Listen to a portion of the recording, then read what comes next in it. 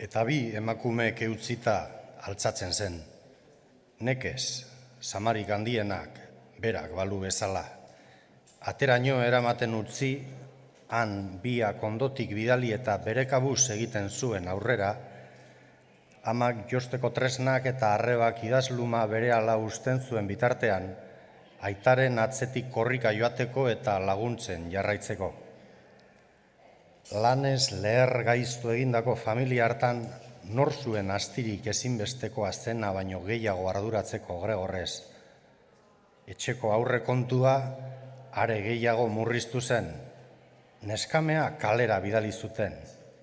Ile zuria buru inguruan dantzan zuen garbitzaile zurtzu erraldoi bat etortzen zen goizetan eta arratzaldetan lanik astunena egiteko.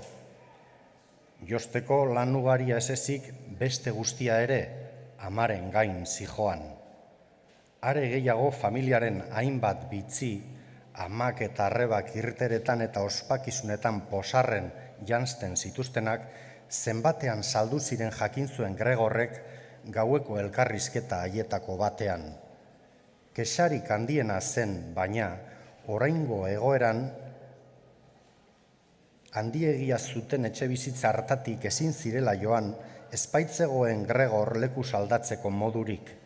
Baina Gregorrek argi ikusi zuen familia etxe saldatzeko oztopo nagusia etzela berarekiko begirunea soilik. Erraz garraiatu ahal izango zuten aire zulo pare bat egindako kutxa egoki batean, baizik eta erabateko etxipena, eta zenide eta ezagun bakar bati ez bezalako zoritzarra egokitu izanaren pentsamendua. Azken muturreraino betetzen zuten munduak jende pobreari eskatzen diona.